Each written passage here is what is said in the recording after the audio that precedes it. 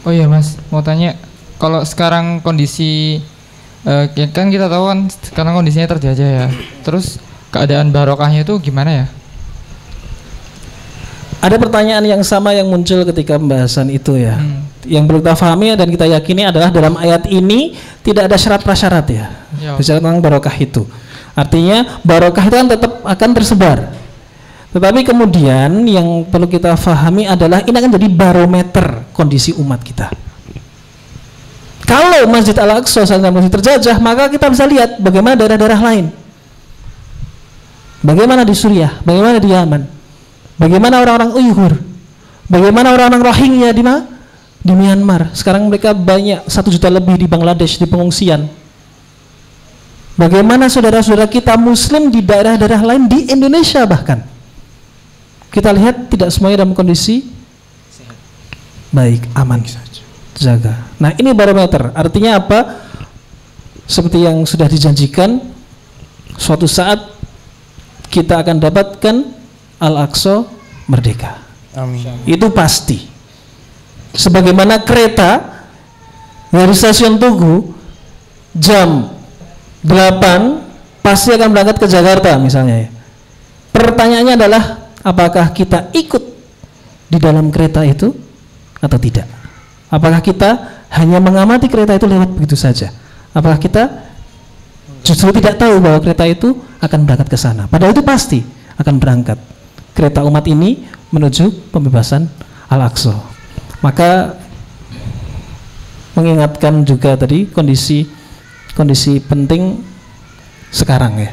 Tadi sempat ditanya. Nah, kita bisa berbagi dikit tentang yang kita ketahui. Ini adalah gambaran yang dari masa ke masa, dari awal tahun 1946 sampai yang di terakhir ini tahun 2008 di pojok itu. Benar, kalau misalnya kita masih menggunakan istilah Palestina, berarti kita masih membahas tentang garis-garis yang dibuat oleh penjajah Inggris, garis-garis yang terbentuk dan dibentuk setelah berakhirnya Perang Dunia Kedua. Tapi dari sini saja dapat kita lihat bahwa sudah bukan sedikit demi sedikit, tapi sudah masuknya adalah pencaplokan wilayah yang sangat masif, sangat besar terlihat dari awal tahun 1946 hanya berupa titik-titik kecil, masih menyebar di berbagai tempat, semakin lama sampai di saat ini hanya ada 2 tempat yang masih dalam tanda kutip masih banyak dihuni oleh umat muslim, dan bahkan hanya 1 tempat yang berada dalam otoritas atau dalam pimpinan dalam pemerintahan umat muslim sejati yang disebut sebagai jalur Gaza. Itu yang kotak kecil di sebelah kiri itu. Penjelasan bisa bayangkan ya. Tadi sempat terlihat sepintas. Anda punya rumah. Kemudian ada orang asing datang ke rumah Anda. Datang ke rumah Anda dengan masuk ke ruang tamu, masuk ke kamar, kamarnya kemudian dikunci, ditaruh kawat berduri di luarnya, kemudian bilang, ini rumah saya, bukan rumah kamu. Terima enggak? Enggak. Kemudian enggak berhenti sampai situ, dia merangsek ke ruang makan, dipagar lagi, kawat berduri, bilang, ini rumah saya, kalian ini pendatang, pergi dari sini. Itulah persis yang terjadi pada orang-orang Palestina, orang-orang Baitul Maqdis. Parahnya 1948, ini ibu dan anak-anaknya mau masuk ke rumahnya nggak bisa karena ditutup kawat berduri oleh Yahudi. Ini rumah mereka sendiri, bertahun-tahun lamanya. Orang tua mereka, nenek moyang mereka di sini. Tapi yang mereka lakukan adalah musuh mereka. Lebih dari 750.000 keluarga di Baitul Maqdis. Lebih dari 750.000 keluarga, bukan orang, keluarga mengalami hal ini. Dan di saat yang sama kita dengan nyamannya berada di sini. Atau mungkin tahun 1948 kita belum lahir ya. Orang tua kita, kakek nenek kita memiliki rumah dan kita menikmatinya pun sampai sekarang. Bisa kita lanjutkan? Nah, ini bisa tolong jelaskan saya Kak? Ya lebih lagi ini. Kalau misalnya kita melihat apa dari yang gambar di sini, kok ada ibu hamil cuman diarahkan ke bagian perutnya. Sama-sama kita tahu bahwa salah satu negara, salah satu kawasan, salah satu wilayah yang memiliki pertumbuhan, memiliki keturunan yang banyak, salah satu yang tertinggi di dunia, berada di Baitul Maqdis, di sekitar wilayah Baitul Maqdis. Dan yang paling berbahaya bagi penjajahan Zionis Israel itu adalah anak-anaknya. Gimana coba kalau misalnya bapak-bapaknya sudah kayak gitu, sudah menjadi mujahid, sudah menjadi orang yang berjaga di perbatasan, anak-anaknya sudah menjadi penghafal Al-Quran, penjaga Al-Quran di masa kecilnya. Bahkan untuk menghalangi hal-hal itu masih terjadi, yang diincar bukan cuman orang tuanya, tapi ibu dan bahkan janin yang ada di dalam perut tidak lepas dari perburuannya. Dan dapat kita bayangkan bagaimana kejamnya, bahkan yang belum sampai melihat dunia sudah harus meninggalkan dunia lebih dahulu. Bahkan ini sampai dijadikan sebuah souvenir ya, sebuah kaos ya tadi ya. One shot to kills. Membunuh satu orang berarti dia membunuh, menembak satu orang berarti membunuh dua orang sekaligus. Naudzubillah.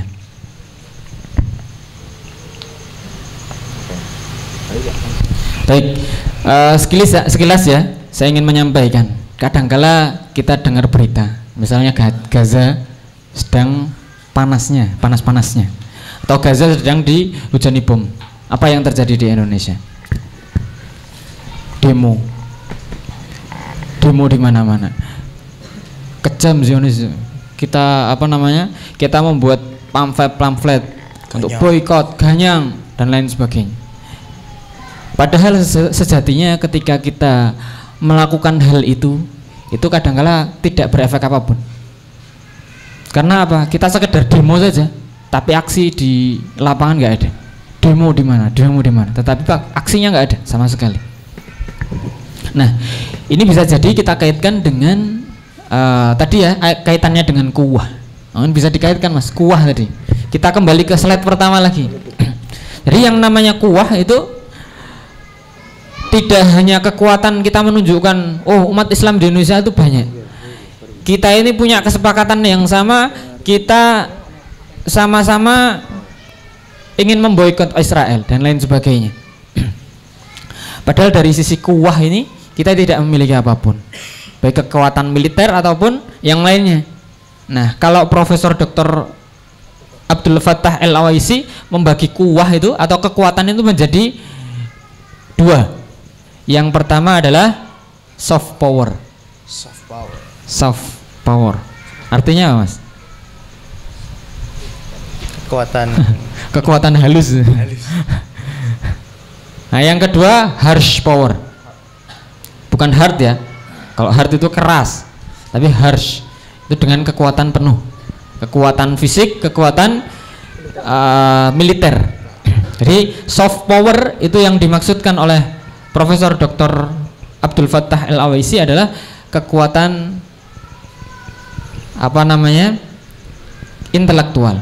Jadi ketika kita tahu kondisi Baitul Maqdis sedang dalam keadaan terjajah, kondisi masjid kita yang seharusnya kita jaga, kita lindungi dalam keadaan sakit yang begitu parahnya, tetapi kita hanya sekedar menunjukkan powernya saja. Tetapi dari ilmu yang harusnya kita bela sekitar mana, itu juga kita kurang memahami. Makanya kalau Profesor Dr. Khalid Al-Awaisi itu bukan hanya ya sebetulnya satu ilmu yang sangat luar biasa, memetakan seberapa luas Baitul Maqdis, wilayah-wilayah yang masuk Baitul Masjid itu, Masjidil Aqsa itu daerah mana, itu beliau petakan dalam rangka untuk apa? Wilayah-wilayah mana yang akan segera kita bebaskan. Ya. Jadi misalnya aja kalau saya cross di sini, siapa di sini yang siap jadi pembebas Al-Aqsa? Angkat tangan. yang siap jadi pembebas Al-Aqsa? Tolong angkat tangan. Siap berjuang menjadi bagian dari kereta yang akan membebaskan Al-Aqsa? Tolong angkat tangan. Takbir! Pertanyaannya, yang akan kita bebaskan itu mana? Masalahnya itu, orang Islam ditanya, membebaskan Al-Aqsa? Iya, ditanya, Baitul Maqdis yang mana? Yang mau dibebaskan wilayahnya mana? Sebelah mana saja yang harus kita bebaskan? Ketika kita nanti akan menyerang, akan kemudian membebaskan kawasan itu yang disebut oleh tadi gambaran penjajah sekarang Palestina. Ketika kita masih satu bagian, apakah itu sudah membebaskan 50%? 70%? 80%? Kita nggak akan bisa membebaskan Baitul Maqdis kalau kita tidak tahu mana Baitul Maqdis, betul? Betul. Kita nggak akan bisa membebaskan Masjidil Aqsa. Bahkan kita nggak akan sadar kita sholat di Masjidil Aqsa kalau kita nggak tahu Masjidil Aqsa. Jadi penjajahan yang paling berat terjadi sekarang adalah nakbah intelektual, bencana pemikiran. Karena umat Muslim nggak tahu mana Masjid Al-Aqsa, umat Muslim nggak tahu mana Baitul Maqdis. Bagaimana mungkin kita mau sholat di sana? Bagaimana mungkin kita mau membebaskan Baitul Maqdis kalau tahu tempatnya aja enggak? Ini bencana besar. Berapa banyak yang baru tahu ini sekarang? Berapa banyak yang kami juga tahunya waktu Dr. Khalid menjelaskan mana sungguhnya Masjidil Aqsa dan mana sungguhnya Baitul Maqdis. Malu. Ini masjid kita, tapi kita nggak tahu yang mana. Maka betul, soft power. Kita harus mengilmui dulu. Dan ini tidak akan hanya berhenti di malam ini ya.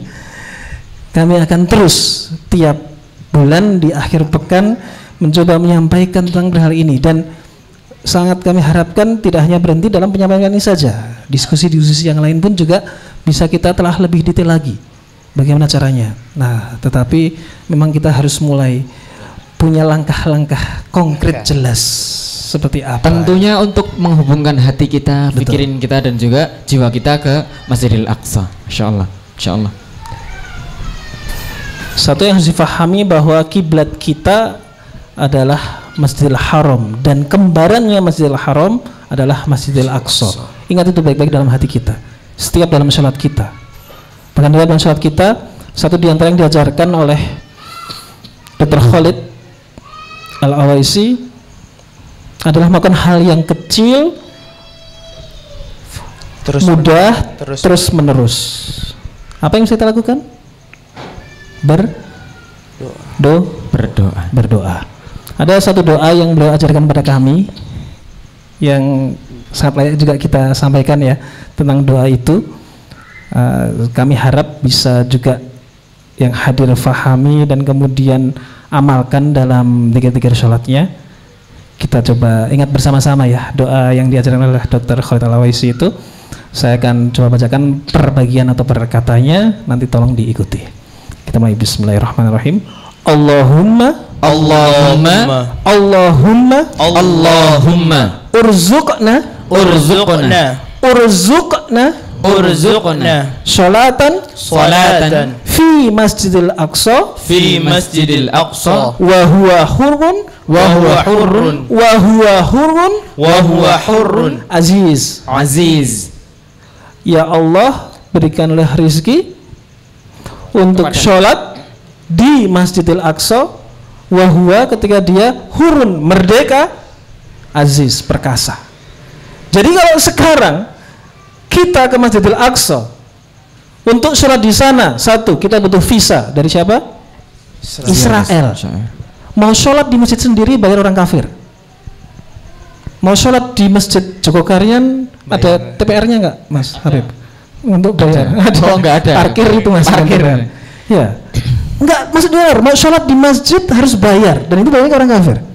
Sakit. Maka ya menyakitkan kalau kita sholat sana sekarang. Beberapa orang yang faham dengan kondisi ini menyakitkan bagi umat ini. Lawang apa?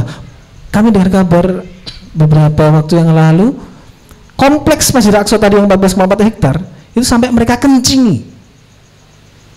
Jadi dipakai untuk para turis, wisatawan, dan mereka kencing di kompleks itu. Masjid kita sendiri. Maka kita berdoa sholat yang disebut-sebut sampai berapa kali lipat, Mas Habib? Kalau sholat di Masjid Al-Aqsa 500 kali lipat dibandingkan di masjid yang lain atau biasa. Kalau Masjid Nabawi sampai 1000 kali lipat. Kalau Masjidil Haram sampai 100.000. 100.000 kali lipat. Jadi memang 3 masjid ini istimewa. Kita sholat sekali di sana dilipatkan sampai begitu luar biasa.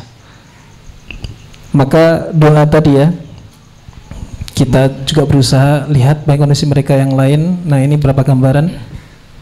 Bismillah dengan izin Allah, bom-bom pun juga nggak jadi meledak di sana atas izin Allah. Maka sekali lagi kita kuatkan, kita doakan saudara-saudara kita yang ada di sana dalam sholat kita, dalam zikir kita. Nah ini tentaranya masuk masjid, nginjek-nginjek karpet masjid, coba Pakai alas kaki sekali.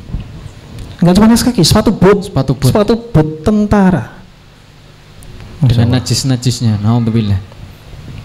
Maka sekali lagi kita berharap dengan doa tadi bisa Allah kabulkan kesempatan kita untuk sholat di sana dalam kondisi merdeka, insyaallah. Amin. Oh mungkin ini ada satu kisah yang ini juga disampaikan oleh Dr. Khalid. Ya, Jadi ketika beliau beberapa tahun yang lalu beliau mengunjungi Masjidil Aqsa. Ketika masuk beliau rasanya sangat bangga sekali. Kan tapi ada satu hal yang beliau katakan seperti menusuk jantung. Sesuatu yang sangat menyakitkan. Di sisi lain dia merasa bangga bisa masuk Masjidil Aqsa, di sisi lain ada sesuatu yang sangat menyakitkan sampai menusuk ke hati beliau. Ketika beliau masuk ke masjid ya, komplek masjid itu ada beberapa muslimah itu sedang melakukan halaqah. Kemudian apa kata tentara-tentara Zionis? Pergi, keluar. Kemudian apa yang terjadi? Kira-kira keluar nggak para muslimah itu? Enggak, Mas. Justru seorang muslimah ini tadi ngambil tanah yang ada di bawah kemudian dilemparkan ke muka para Zionis tadi. Kemudian apa yang terjadi? Seorang muslimah tadi kemudian digencet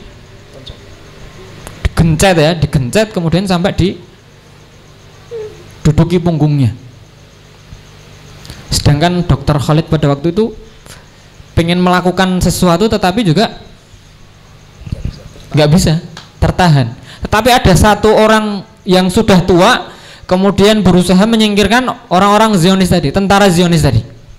Apa yang terjadi? Seorang yang sudah tua tadi yang membela seorang muslimah karena kehormatannya, sampai-sampai beliau juga dihantam oleh tentara Zionis, sampai-sampai tangannya patah, Mas. Sesuatu yang ketika beliau masuk, sesuatu yang sangat membanggakan karena bisa masuk ke Masjidil Aqsa. Di sisi lain ada sesuatu yang sangat menyakitkan sehingga bahkan sakit sekali nih. Seorang muslimah yang menjaga kehormatan Masjidil Aqsa, sedangkan kita sendiri jauh dari mengupayakan, bahkan sedikit saja kita belum bisa melakukan apapun. Ini satu kisah yang kadangkala kalau kita mendengarkan lagi juga marake bulu kuduknya merinding lagi gitu ya.